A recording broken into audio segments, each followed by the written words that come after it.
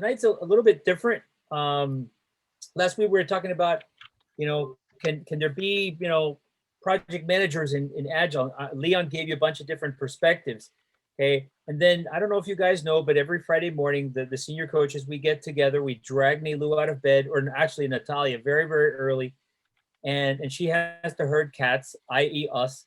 And we were talking about, a lot of pain points that we have been hearing in the different Saturday sessions.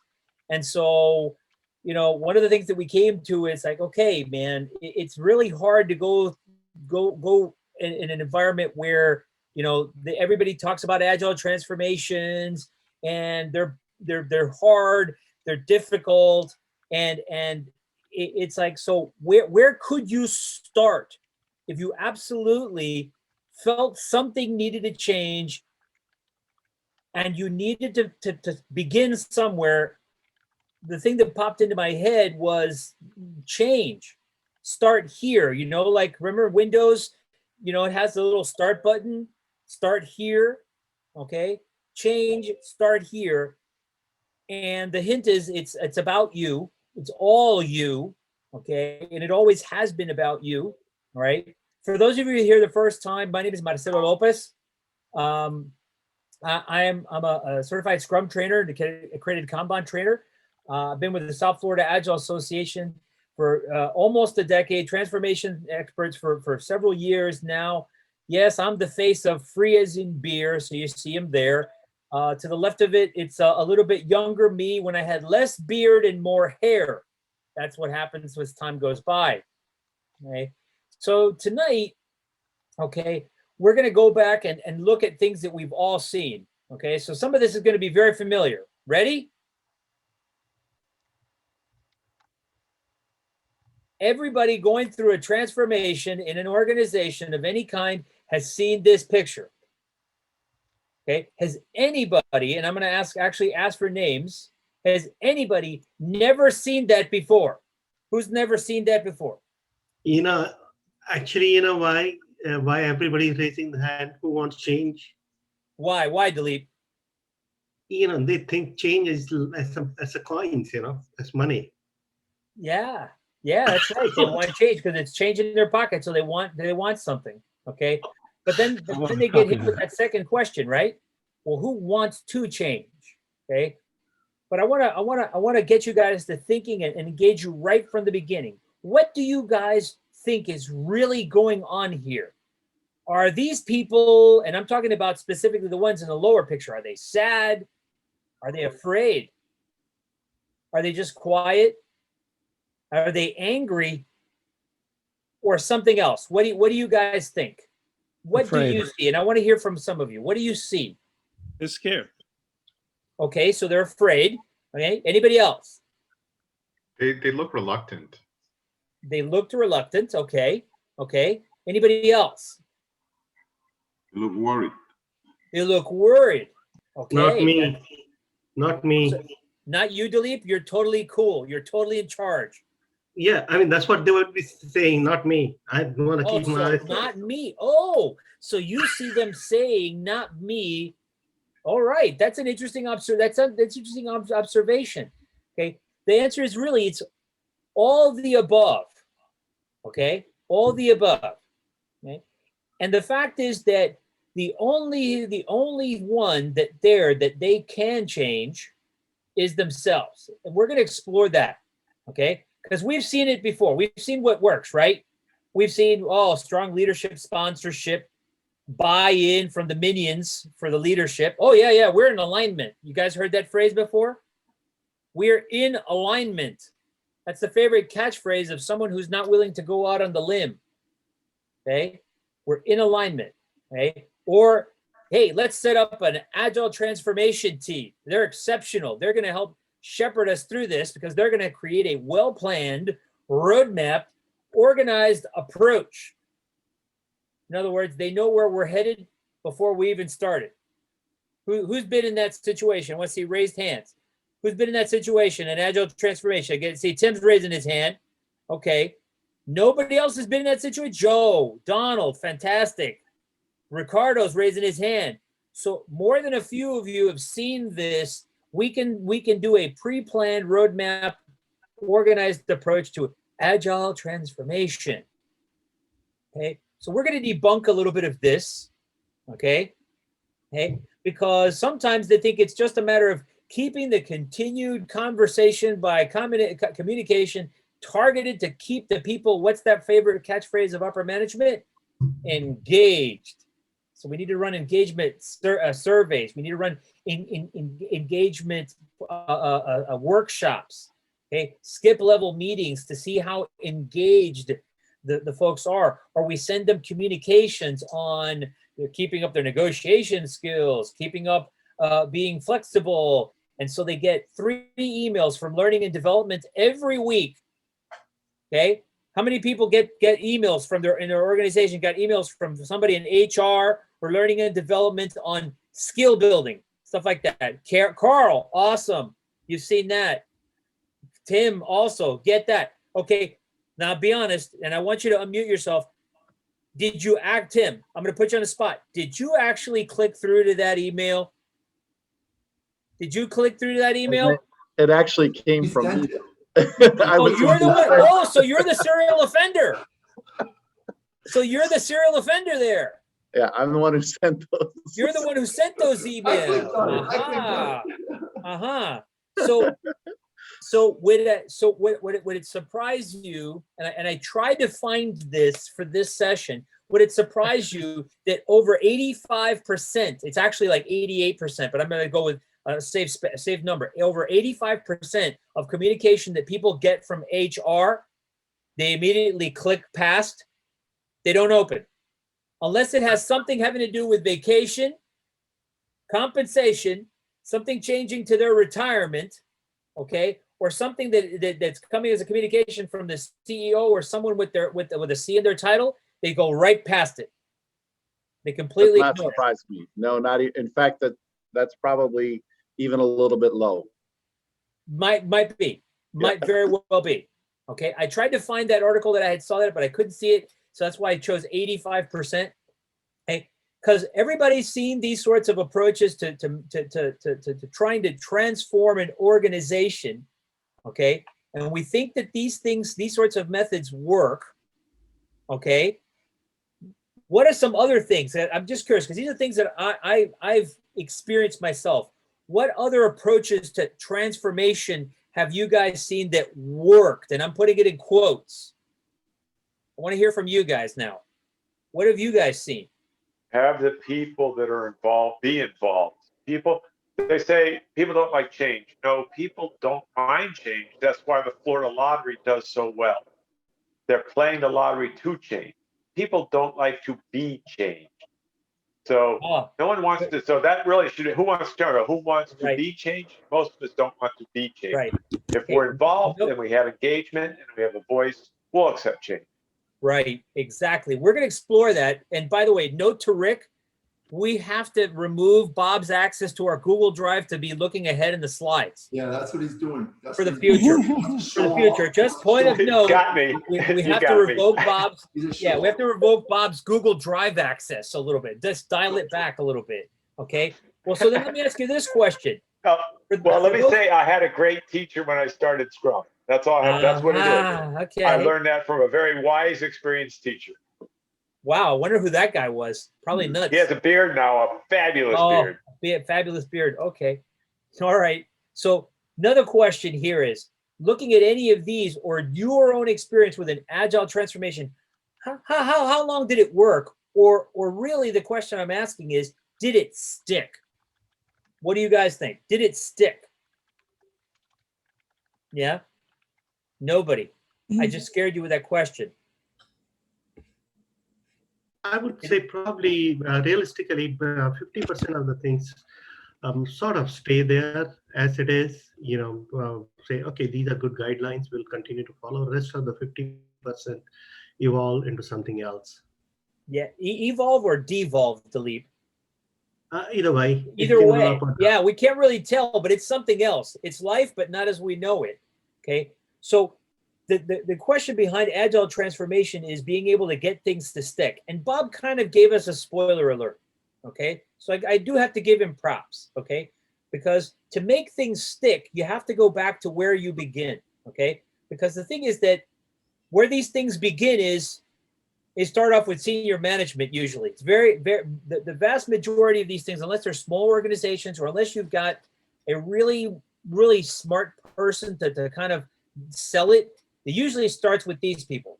Senior management coming to agreement. Yeah. We want to listen to people, but then we want to tell them no because we're going to have them deploy our strategy anyway.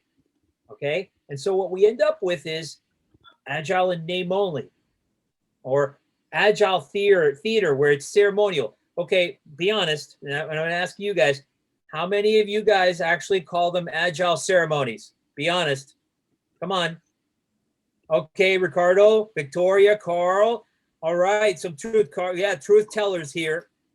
We call them Agile ceremonies. Okay, when you hear me talk about events in Agile, I call them events because they have a purpose. The word ceremony is something that's done to demonstrate something. It's for show, which is why I like to not call them ceremonies, because ceremonial agility is for show. It's Agile theater. Everybody dresses up, they stand in a circle, they point at a little Kanban board, they grab a sticky, they move it around, they answer 3 questions. Okay, or at the end of several weeks, they show off something and call it a demo. Okay, it's for theater.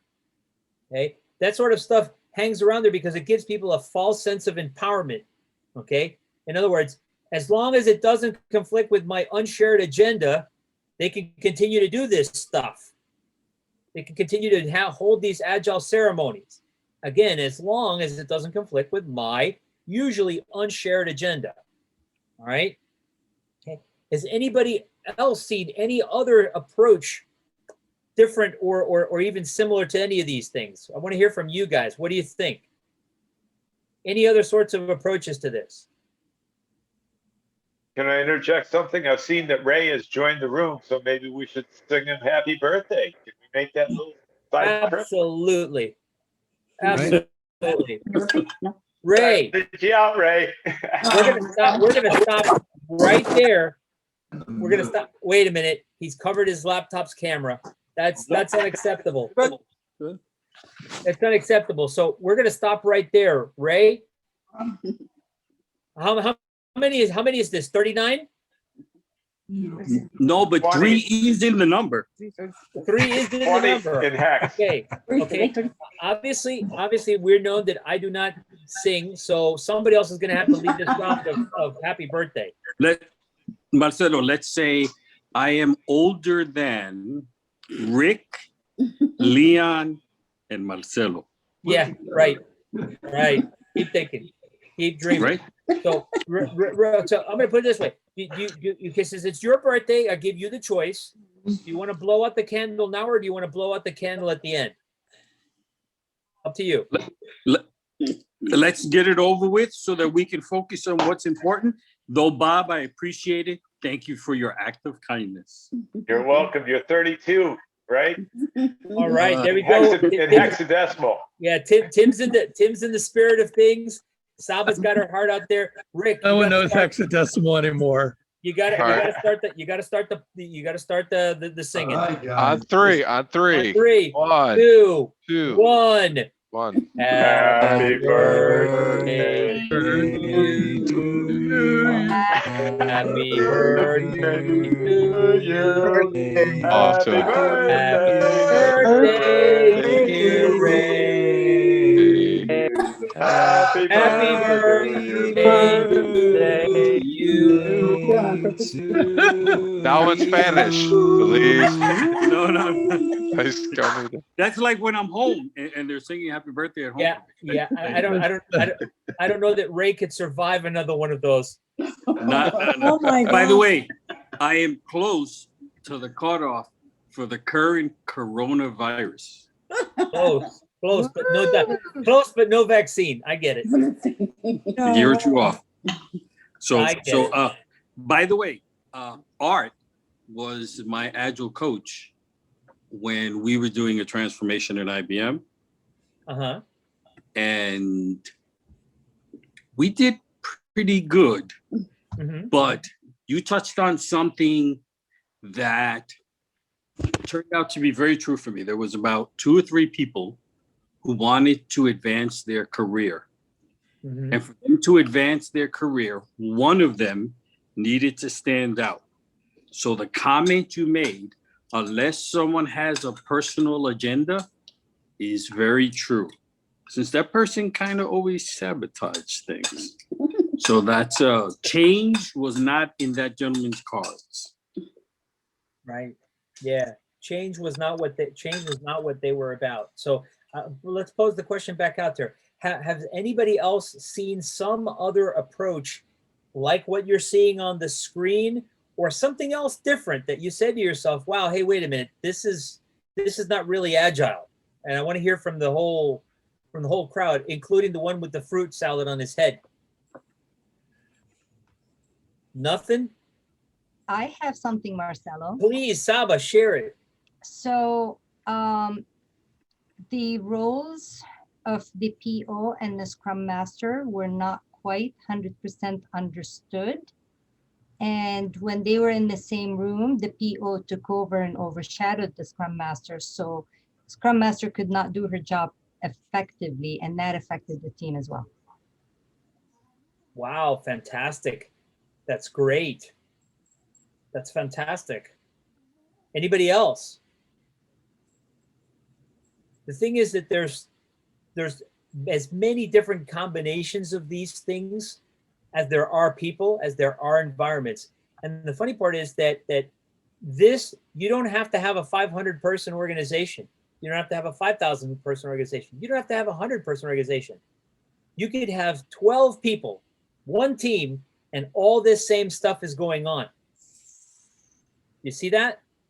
You could have one team and this is stuff that's going on, right? Because the thing is, for change to happen, change has to really come from somewhere, okay?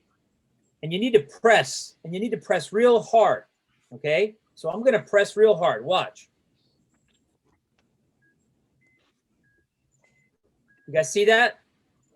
What Bob was talking about, Right. okay?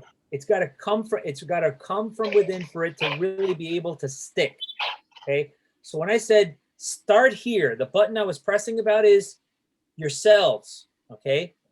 Because the topic we're going to talk about for the rest of the time here is a subject of called, at least I'm calling it, and where I've studied, it's called meta leadership, okay? And it requires safety from within, okay? Because, okay, and you guys, and I didn't put this on the other page because it didn't fit. This is yet another form of change that's put upon you. I don't want to be the one changing, but I want you to change, okay? Okay. Because, as Bob pointed out, people don't resist change, they resist being changed. And that's not me saying it, that's an MIT researcher in organizational development by the name of Peter Senge. I forget the name of his book, but the guy's really, really, really on top of that, okay?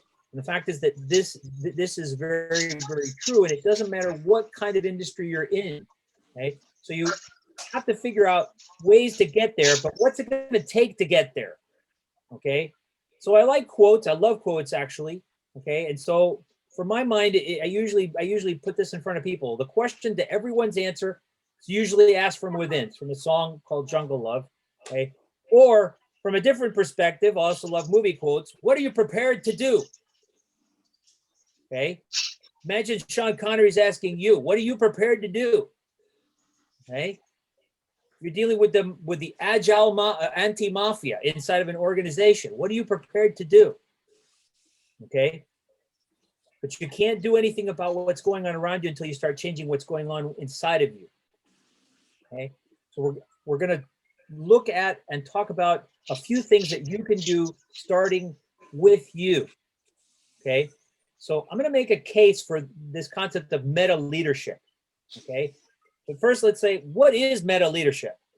Okay, it's the ability to lead using leveraging influence over enforcing authority, creating evidence over stating supposition, and integrating perspectives over permitting cognitive biases. You guys notice something about these three value statements that are here? Anything interesting about them? What do you guys think?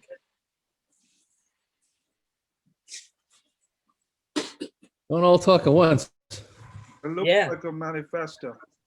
Yeah. That's right. And the key point is there that while there may be value in the right, Right. we should value those things on the left more. Okay. While there is value in authority, leveraging influence is much more valuable. Some suppositions about things, having some evidence or creating that evidence even better yet is more important. And the same thing for cognitive biases and integrating different people's So perspectives. Marcelo, let's take a break here for a second and talk about this from the perspective of everybody who's here, Mhm. right?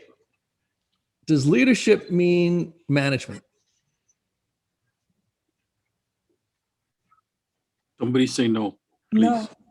Thank you. No, no. Right? So who, Okay. so who might be a leader? Anybody and everybody. Okay. Okay. So then if you look at these things, can you think of how you as leaders in your situation can leverage one of these things? Lead change.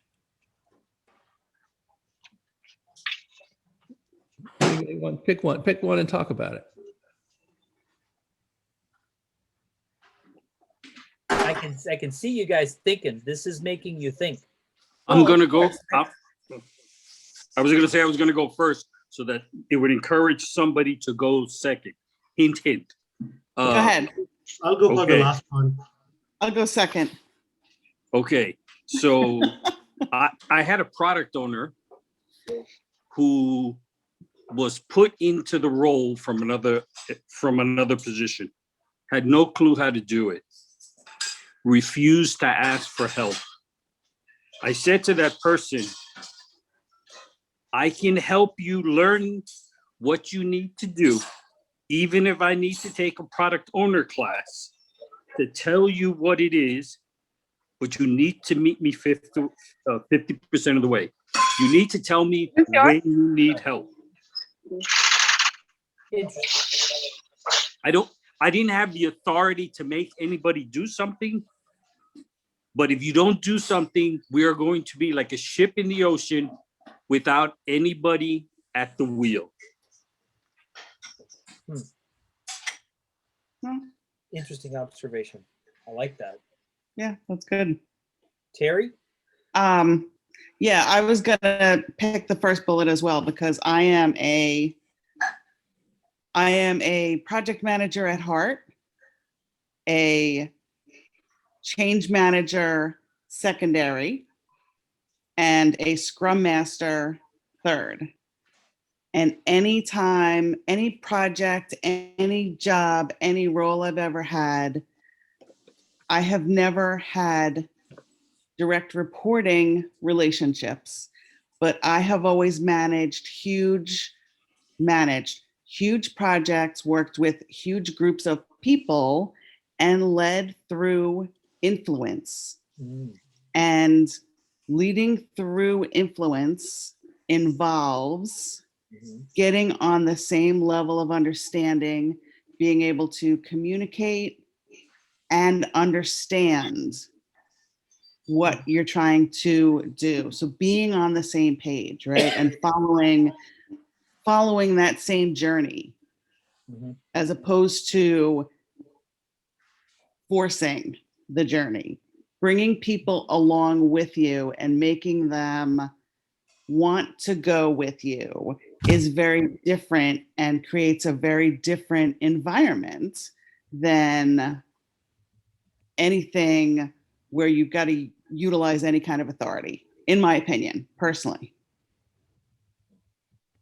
So I was putting in the chat that one of the things I noticed here is that the right side is all about me. The left side is not about me at all. Yay. That's an incredibly astute observation. Again, Rick, we gotta curtail access to that Google Drive, man. You hit that on the head. Everything on the right is me based. Everything on the left is about we. We based. Okay. So here's the difference. Okay. Because meta leadership isn't about authority. Okay. The difference is authority is given to you by others. You can't take it. You can only receive it, but it can also be taken away. Conversely, influence, like you see there, it's built with other people. You create it and you share it. Okay. You can only lose it by not doing something or doing something you shouldn't be doing. Okay. And by building influence, it establishes social proof. Okay. Okay. And what I mean by social proof is it's evident, and you guys can think about it. It's evident inside of an organization who the influencers are, right? You can just tell, right? They don't have to tell anybody anything.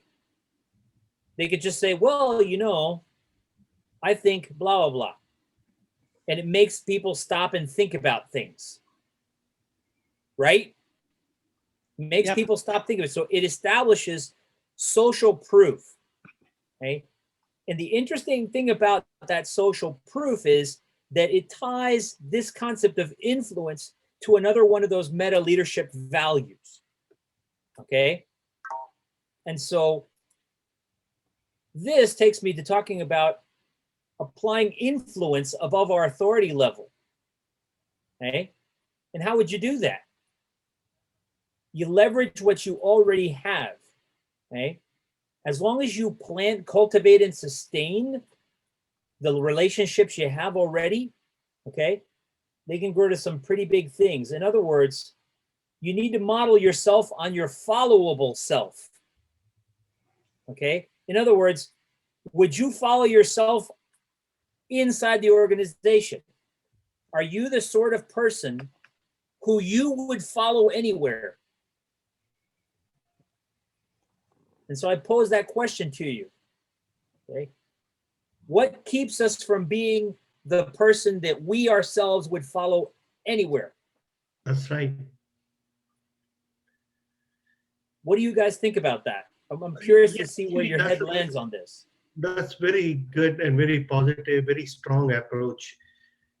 I mean, one can dictate the authority or the rules and other things, but if one can, but on the other hand, if one can win other persons by, you know, understanding, mutual understanding, and coming up with a proper approach, or you know, so establish sort of informal, formal relationship. Mm-hmm.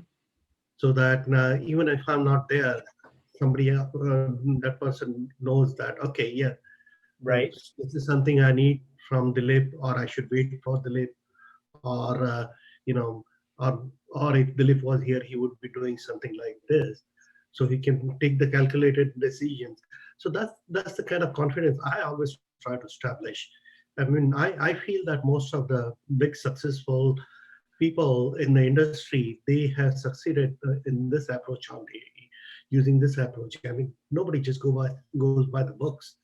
They talk, you know, it's like a win a deal over the Friday afternoon beer, you know. Mm-hmm. We got to establish that kind of understanding and win the confidence. Yeah, yeah. So let me pull an example. Elon Musk. Okay. Yes. Okay. How do you think that he makes himself his followable self? Big vision. Okay, big vision. Anything else?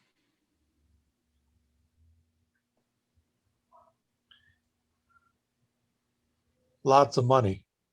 He stands for what he believes in. Wait a minute. I think it's the idea that makes people kick, especially in our modern world, where technology controls everything, how we think, Apple, internet working in Berkeley days 30 years ago. Is everything was just like, let's sit together or let's have a chat or beer and pizza and establish the confidence, Yeah. and that's the way you get to Yeah. people going. But That's true, but Somebody- Harry was somebody- onto something really quick. yeah, if I can add, somebody like Yes. Elon Musk, and we've been watching a lot of YouTube documentaries on him lately, just looking at the changes. He actually wants to change the world. Like since he was young, he wanted to change the world. And I was reading, like, he made his first couple of millions when he was 28, and he could have like retired. It was like $30 million when he sold his first company. But it wasn't enough. Like, he wanted to make a change in the world. And he Like, believes he can. Yeah, exactly. That's the and big he's what vision. it is right now. Like, and he's failed so many times, and we try. You can see like his track record, but he's resilient when it comes to, That's Yeah. right. That's right. yeah, he challenges the system. He doesn't do things normal. He thinks like, he's building somewhere to take us, to Mars or whatever, It's like, So they asked him, oh, this thing that he's doing now with the rockets, is they're like, well, like, did you go to NASA? Did you go? He goes, no, I read a couple of books. And of course, the guy is a genius, regardless, right? He's like, I read a couple of books, and, he studied up on it, and he probably had super smart people around him. Yeah. But yeah, he's one of those that, like, he doesn't have any limits, I guess, in that Right. sense. So at this point, is it his money that is his authority right now? No. No, not him. No, he's Yes gone. and yes and no. Yes and no. I mean, yeah, his money gives him It's the gives personal entree. enrichment. It Gives enables him entree. Okay, but at this point, okay, his influence, I would posit, his influence has gone above what his money is. Yeah. Okay, because if you consider, by contrast, Jeff Bezos, okay, the likability of Jeff Bezos versus Elon Musk, people choose Elon Musk every day of the week, twice on Sunday. Agreed. The guy's worked on his persona of influence much more than Jeff Bezos has, to the point where, if it weren't for the fact that Amazon is the machina that it is, okay, Elon would probably be the richest man in the world. Well, that's the vision. Elon's got the vision, but he's got the money to help support his vision. True, but again, I agree with you. But my position would be that his influence is what's really helping carrying him higher nowadays than the money that he's made thus far. So Marcelo, I'd have to agree that it's the vision. It's not the personality. His So when vision, you say, right? yeah, so when you say You know, influence, he does my contribute. question is I don't influence over disagree what? with that. Influence over what? I guess that's my question. Maybe it's terminology. Influence over where people can find some sort of inspiration. Okay, he influences people's inspiration. Okay, selling you a one-way ticket to Mars, right?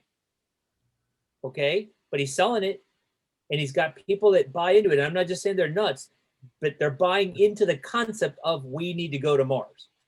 We'll figure out how to get us back, but we'll take the Mars. So if you, Regina, if you like watching documentaries you've had on Netflix, go look up Going to Mars. It's a documentary including him. And it's really interesting that what he's selling you isn't the business of going to Mars, it's the endeavor of going to Mars. And yes, it's a vision, but he's not selling the vision. He's selling you the influence of what it means to go to Mars. Okay, we can talk about this for a lot longer. But we've got stuff. We got more stuff. Because that's the vision. I think we agree on the definition. The words are just a little different, but Yeah. So I'm in Bill's corner, just so you know. Yeah, that's fine. That's fine. You can stand wherever you want. That's the idea. Okay. And now earlier I mentioned this concept of social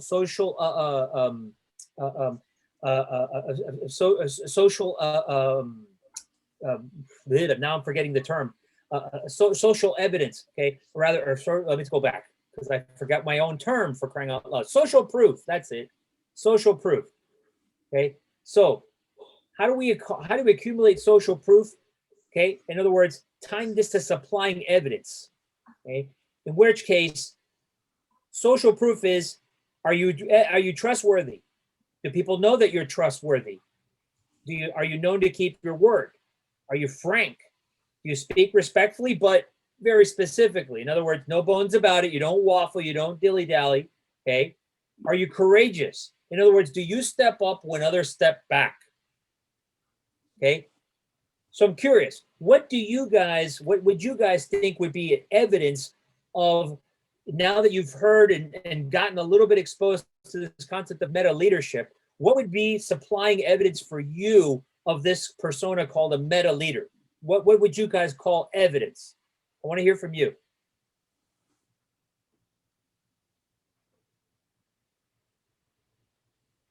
This was the difficult one. And this, had I known that Terry, I think her name was, had I known that she had an example for the first one, I would have gone to the second one. For me, this supplying evidence and in part the influence, let's go back to Elon Musk. Going to Mars is not one of my goals. I don't know too many people that are interested in going to Mars. So you can have all the vision you want. You can go to Jupiter for all I care. Very few people want to do that. However, there's a lot of people who might want to buy an electric car. So this man has gone out and he's built an electric car company that has influenced General Motors, BMW, Ford, Chrysler, Fiat. I can continue to go in that market because he has proven to them, he has given evidence, I can sell electric cars.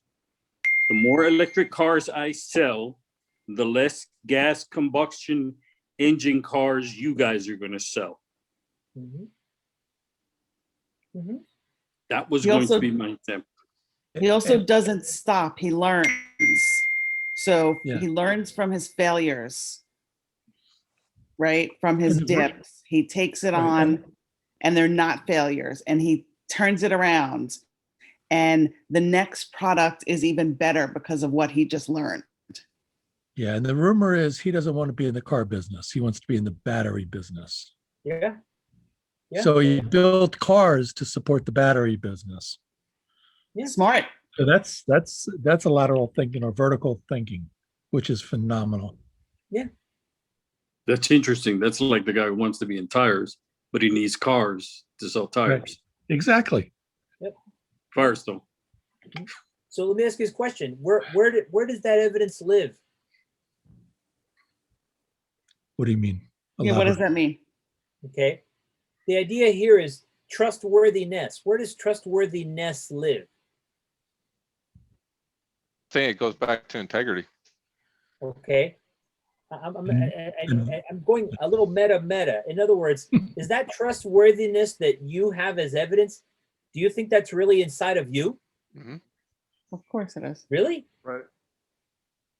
Remember what we said. This stuff is given. It's given from the other person. It's awarded to you. Trustworthiness is something that you receive as a matter of you demonstrating it to them. Your evidence is that it lives in the other person. Yeah, trustworthiness to me, I think of successes, what you've been able to provide and support and deliver. Do you deliver what you promised? Exactly. But that trustworthiness doesn't live inside of you. You're demonstrating the ability to be trustworthy, but the evidence doesn't live inside of you. It lives in somebody else. In other words, hey, Yes. somebody Agreed. comes to you and says, hey, can I trust that guy, Marcelo with the beard? They're not going to come ask you, are you trustworthy directly? Maybe if they're frank and that kind of stuff, they know you a little bit, they might come to you directly. But Right. most of the time, they're going to go indirectly to somebody else. Hey, is that guy Marcelo, is he trustworthy? Does he Agreed. keep his word? Has he delivered? Has he delivered? Yeah. Does he step up when other people step back? Okay. So I posit to you to think of that evidence doesn't live inside of you. It lives inside of the people around you. It lives in others. I'll buy that.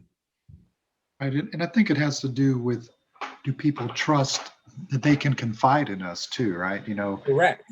right. We have to be honest about where we are in the effort and what we really want to do, what our motives are, those kinds of things. I think that builds trust. Correct. Correct. Which is why in the earlier slide, I used that little metaphor, that little plant.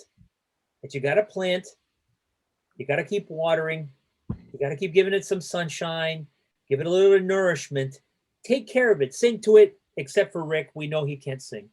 And then keep taking care of it, because that's where your evidence lives. It's not in you, it's in something else. It's in everybody else. Okay. So how do we create evidence? Okay. Here's an idea. We recraft our relationships beyond this concept of working agreements that we've talked about before. Okay. In other words, establish a guide to me, a guide to you, and share it with each other. Some of you might have heard me mention before this concept of user manuals.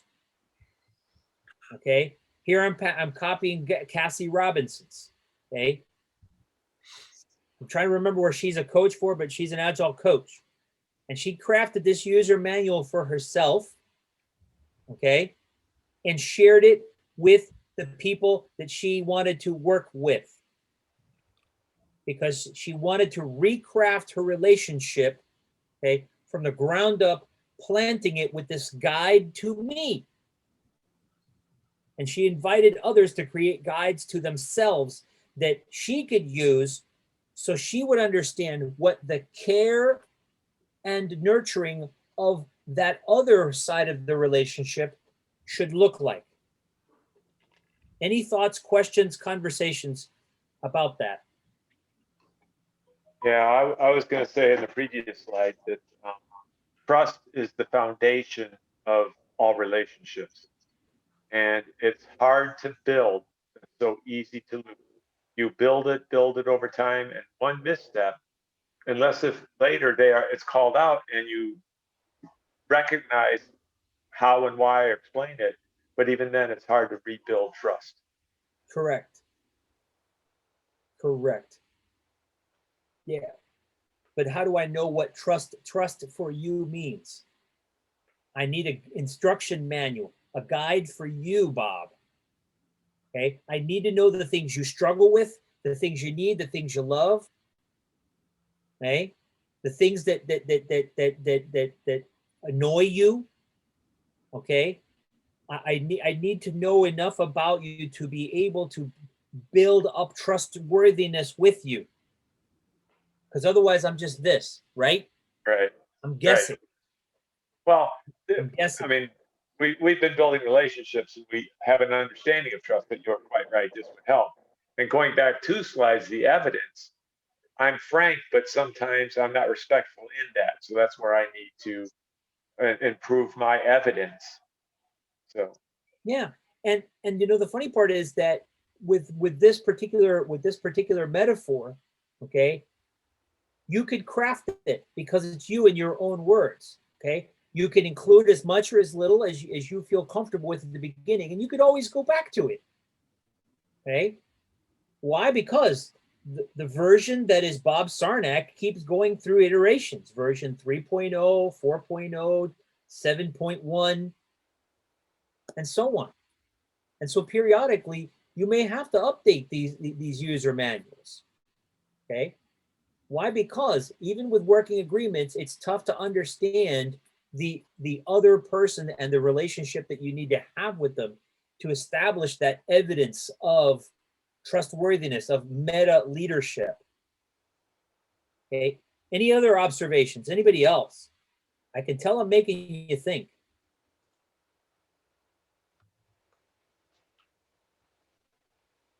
I can tell I'm making you think. Yeah, so let's go back to talking about people and their lives at work and change. So you're out there, either you have a job or you don't.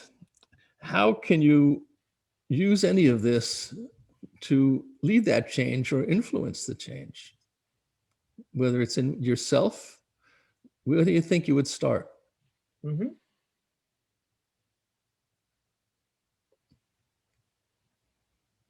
I can tell you where I would start because I am starting from the beginning.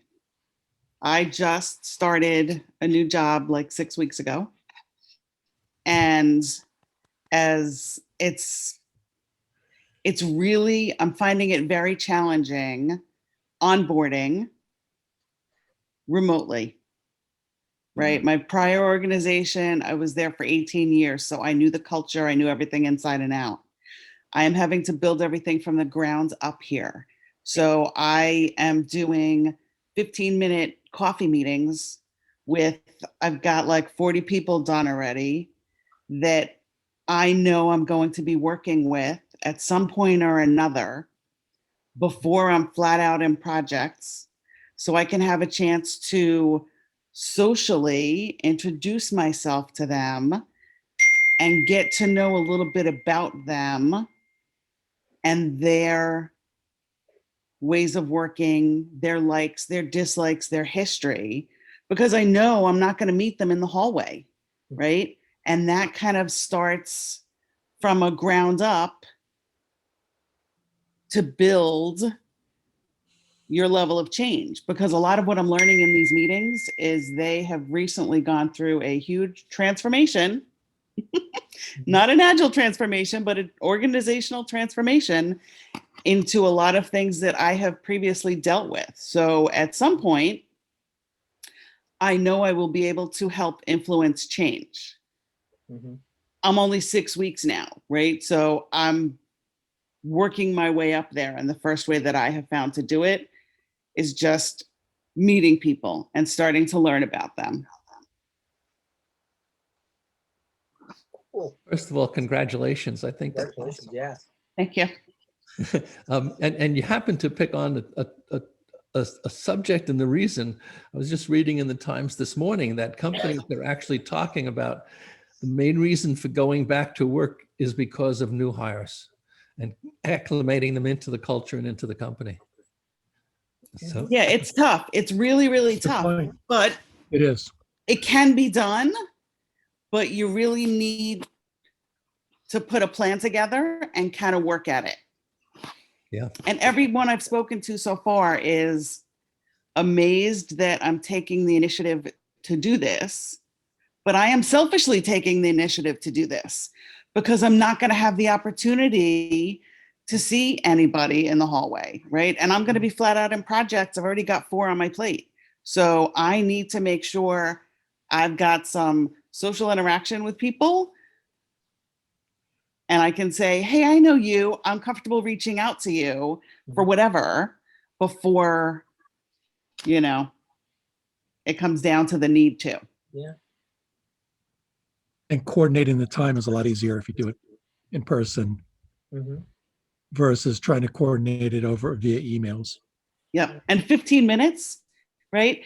Yep. You know, and I set it up, you know, so it's like, because everybody's schedules are packed, set it up like 5 minutes into a normal time, let it go for 15 minutes. So they've got a break in between meetings, right? And you just kind of get to the meat of the matter and then you're done. And it was just, you know, like a quick hello, and some will actually go and grab a cup of coffee while we're talking, you know, and it's just, it's totally casual and it seems to be working out really well. that's great. Is anybody else doing anything like this? Trying it?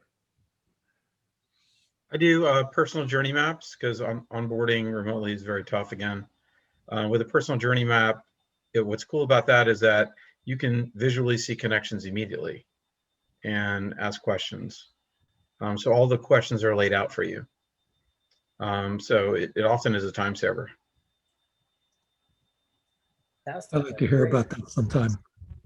Yeah, I guess you've just been volunteered, Leon. Congratulations. This is what happens when you show up and you talk.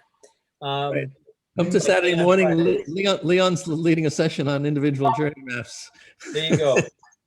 Yeah, love to hear about those. Yeah. So to the ladies' point, I had to create a remote onboarding document, if you will, because 3/4 of the people on the team were remote. The key to a remote onboarding document is the last person who uses it needs to make it better than when they got it for the next person who's going to use it. Love it. I love it. I love it. That's great, Ray. And That's Marcelo, great. I really like, the more I look at this format, the more I like it. And actually, what I think I'm going to be doing like next week or the week after with the new team is I'm going to like just kind of do the headers and maybe pass it on the team before I have my 15-minute meetings with them. Fill it out because they get to think about, yeah, hey, I never thought about how I'd like to be communicated with. But this is really good because then I can use this as basis of the conversation. Absolutely. Absolutely. And so one of the things that I like to do is before I even craft working agreements with the teams is I have to know who I'm dealing with. Who is this other human that I'm supposed to spend some quality time with and actually try to accomplish something together, right? So I like to have the team members do this just as you described, Sab. And thank you so much for that, because that was going to be my next question was, does anybody find this useful? So thank you for that. Appreciate that feedback. Awesome. I hope everybody finds this useful. I was actually thinking of creating a Miro template for this. So if somebody be interested, let me know. Yes. Yes, yes, Okay. yes. Okay. Yes. Okay, wonderful.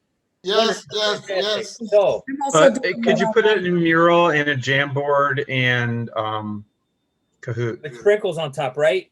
The sprinkles on top, great. So I recognize that I made a mistake in my Google Slides because this shouldn't have shown up in this order. But let's talk about this, because this is the third thing. This is the third value of integrating perspectives. Here you've got a box. It's got this thing inside of there. A sees something that looks like what? Because they're looking through the hole. What do they see? Looks like a cone. Mhm. B, from a different vantage points, looking in from a different perspective, and sees, what are they looking at? Well, It's like a looks like a circle to me. Okay, so considering that picture, what does A think B might be looking at, and vice versa? Obviously, I got the order of the pictures wrong, so now you can see what the answers are on the right-hand side because of the animation, and vice versa. So the question here is, what contributes to what each other thinks about each other? What do you think? What contributes to that? Think about that picture. What's contributing to what A thinks about B is looking at? Their perspective, obviously, and their perspective is formed by their experiences, by their traditions, by their prejudices. Okay. Well, go ahead. Where you sit or where you stand, maybe in this case, right? You know. Where you sit, where you stand. Yeah. And what Okay. expectations are? Does A know where B is standing or sitting or looking at, what angle he's coming from? Correct. Maybe A can't see up above where B is at from their vantage point. Maybe B doesn't know, well, I know that there's an A person, but I can't really see them, but I wonder if they're seeing what I'm seeing, okay? Or I wonder what they're seeing. What I'm hinting at here is their environment. That cube, the boxes that B is on top of, their positioning, it's all their environment. Their environment, okay? And what is it? What is the environment inside of our organizations? Okay, it's how our desks are laid out, our reporting structure, our hierarchies, okay, our corporate culture. Those are all things that are inside, around, and through the cube. Okay, it's our organizational environment that affects us. It affects our perceptions. It contributes to our biases. Okay, because I only like dealing with cones or pyramids. Why? Because that's the perspective that I've got. That's the position that my environment has given me to think of. Okay, so in other words, two people in the same reporting area might be dealing with a similar thing. In other words, that conal pyramid, okay? And the problem here is that they're both coming in from different perspectives, and because they're different perceptions about those perspectives, they formulate biases. Okay? So then the question, if you're a leader in this situation, how do you lead them through the differences?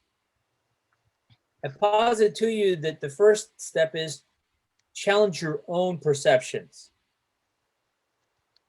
Challenge your own biases. Challenge your own perceptions and biases. Okay? So how do we challenge them? Well, first you got to own what your biases are. Who here is an expert at owning their own biases? Okay? I have a confirmation bias like nothing doing, but I own it, and I self-debug that confirmation bias so that I test my own knowledge. Okay? I don't want to ever think that I know so much that I can't know something or I can't be an idiot about something. But to be able to do it, I have to first own that bias. Okay? How do you do that? By addressing your own triggers. What triggers those biases happening? Questioning your own reactions to those triggers. Okay? And then marshal your patience, your sensitivity, and your tenacity to own that bias. So that's you. Okay? But you're a meta leader and you want to help others with this sort of challenge. Okay? Well, what do? You start by observing what are their biases. Okay? Or perhaps you'll ask them. Maybe in your user manual to me, you pose, what are your biases? And get them to talk about it. Okay? And then apply your own tools to that and say, what may be triggering this other person? What sort of reactions does that trigger, or do those triggers draw out? Okay. And then how do I help that other person marshal their patience, their sensitivity, their tenacity to work with their biases? So I'm going to throw at you a bias. Okay. I think it's a bias. Let me get some feedback. So a bias, what I am guilty of, is thinking that I can do everything on my own. And I can do all of this. And actually, I think that's a bias. Mm-hmm. So if you think about this and look at it, does this actually reinforce that bias? And what might somebody do about that? What do you mean, does this reinforce that bias? So if you think you have the answer, Mm-hmm. then therefore you feel empowered to actually solve the problem. Mm-hmm. But is it really something that you on your own can solve? Mm-hmm. So do meta leaders have the answers? Right? Or should we maybe be reaching out for some help? Let's go back a little bit. Were there any answers on Marcelo's slide?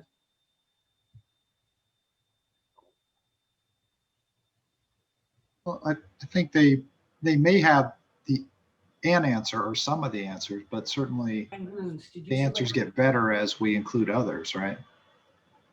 Maybe they think of things we didn't think of, right? And so that the collaboration is what makes the answer better.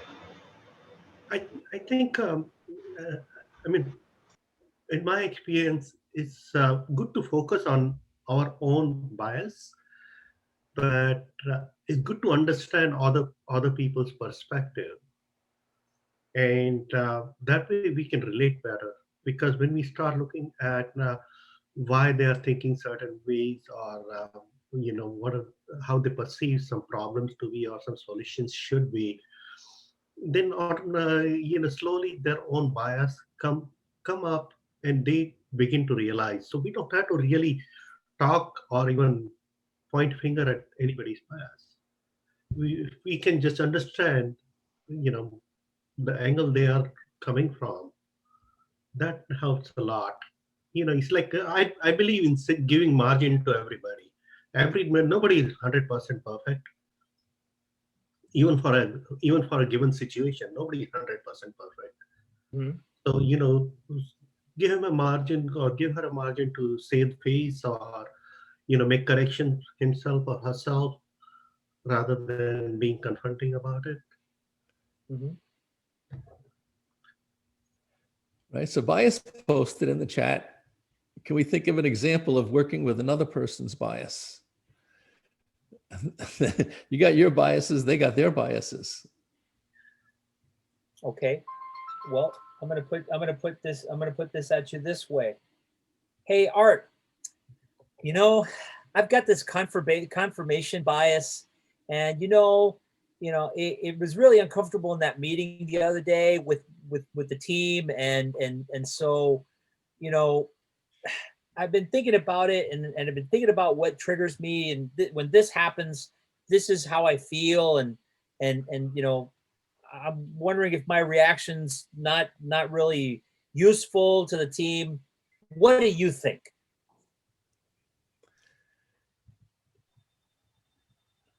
I agree. Do you see what I did there? I agree.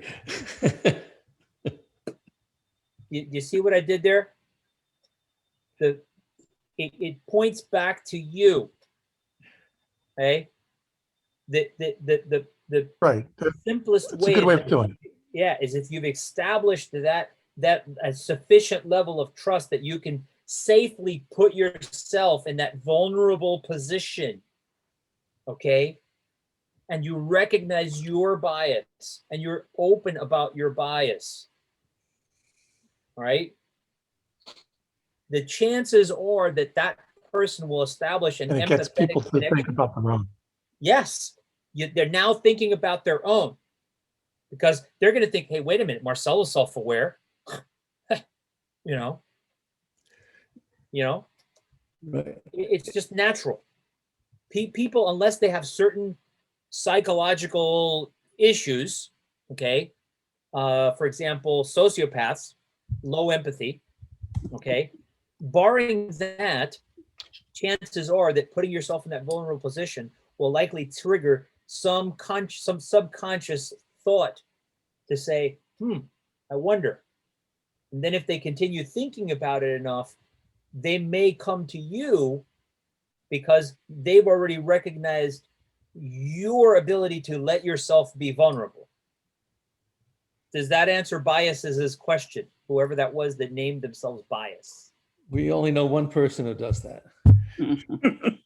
I think to take that a step further, it also alleviates what would normally happen in that kind of a conversation, which is what the other party would expect almost, is some sort of blame on them or another person. So the turning it around on yourself totally flips it on their head to an unexpected place. Yeah. In other words, what I'm calling establishing decisions you can live with about your own biases. Yep. Being able to explain your why to others. Okay. In other words, I'll give myself just enough string as long as I don't hurt somebody else. Okay. And this is why. Okay. And then turn it around and say, well, if you were in my position, what decision could you live with? What would be your take on it? If you were me, what would you be able to live with?